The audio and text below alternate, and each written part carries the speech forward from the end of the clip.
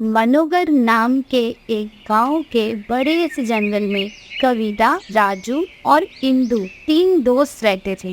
और इंदु के पिता इस जंगल के राजा प्रताप के पक्के दोस्त थे। एक दिन कुछ ऐसा हुआ कि राजा इंद्रावत अपनी बेटी इंदु को लेकर दूसरे जंगल चले गए। फिर कुछ साल बाद जंगल में से आवाज आ रही, कविता, इस साल राजा बहुत उदास हैं। हाँ, मुझे पता है, और इसका कारण है कि राजा के 45वें जन्मदिन पर उनके करीबी दोस्त राजा इंद्रावत का ना आना। क्यों ना हम राजा इंद्रवत से बात करें? कोई फायदा नहीं। राजा इंद्रावत अपनी बेटी इंदु को लेकर अब शायद कभी नहीं इस जंगल में आएंगे। इसमें गलती हमारी ही है।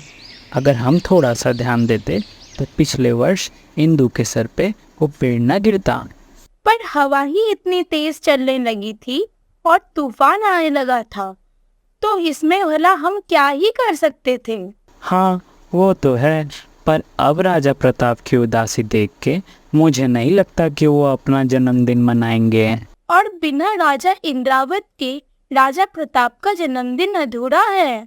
इसमें हम चाहे जितना तैयारी कर लें, सब बेकार है। उस दिन इंदु के सर पर बहुत चोट आई थी। हाँ, हम तूफान को तो नहीं रोक सकते थे, पर कम से कम इंदु का तो ध्यान रख सकते थे। मेरे ख्याल से हमें राजा इंद्रावत से चलकर बात करनी चाहिए। नहीं, क्यों ना हम राजा इंद्रवत से पहले इंदु से बात करें? कविता कुछ सोचने लगती है। क्या हुआ, तुम किसी सोच में पड़ गई? मेरे पास एक युक्ति है। कैसी युक्ति? कान इधर लाओ, बताती हूँ। कविता राजू के कान में युक्ति बताती है। वाह, ये वाकई बहुत अच्छा विचार है। अब तो कुछ ही देर में सूरज ढलने वाला है। क्यों ना हम दोनों कल सुबह चले राजा इंद्रावत और इंदु से मिलने। हाँ, और अगर बात बन गई तो परसों हम धूमधाम से राजा का जन्मदिन मनाएंगे। तुम देखना, जरूर ऐसा ही होगा। हाँ, काश ऐसा ही हो। अगले दिन सुबह सुबह कविता और राजू दूसरे जंगल में चले जाते हैं इंदु और राजा इंद्रावत से मिलने।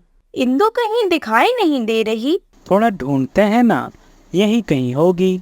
तभी वहाँ इंदु आ जाती है। आप दोनों यहाँ? हाँ, हम तुमसे ही मिलने आए थे।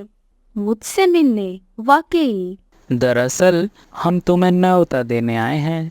कैसा न्योता? हमारे जंगल के राजा प्रताप के जन्मदिन का न्योता। ये सुनकर इंदु थोड़ा गुस्सा हो जाती है। नहीं, अब मैं फिर कभी नहीं जाऊंगी उस जंगल में। मुझे याद है, पिछली बार मेरे सिर पे एक बड़ा सा पेड़ गिर गया था।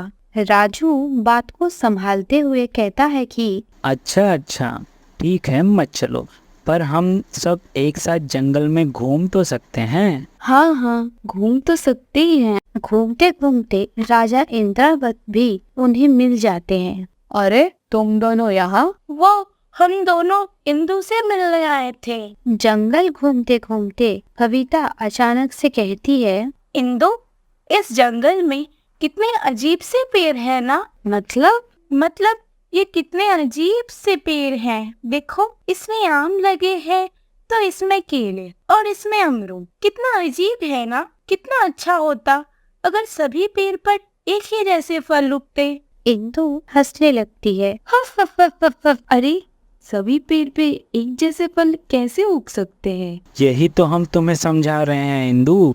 जिससे हर पेड़ पर एक सा फल नहीं उगा सकते हैं, वैसे ही एक ही अनुभव बार बार हो, ऐसा जरूरी नहीं, चाहे वो अच्छा हो या बुरा। कैसा हो, अगर सभी प्रकार के पेड़ पर एक जैसा फल नहीं उगते, ये सोचकर हम सब पेड़ लगाना ही छोड़ दें। अनुभव बुरा ही होगा, ये सोचकर तुमने तो अनुभव करना ही छोड़ दिया। इंदु कविता की बात समझ गई थी और उसे अपनी सोच पर पछतावा था। साथ ही साथ अपनी गलती का एहसास हो गया था। और राजू और कविता इस बात से बहुत खुश थे कि वो चारों अपने जंगल लौटकर जन्मदिन धूमधाम से कर पाएंगे। तो दोस्तों, हमें इस कहानी से यही सीख मिलती है क्योंकि जीवन में ऐसे कई बुरी और अच्छी अनुभव आएंगे, इसलिए बुरा अनुभव होने के डर से हमें अनुभव करना छोड़ना नहीं चाहिए। आज के लिए बाय बाय,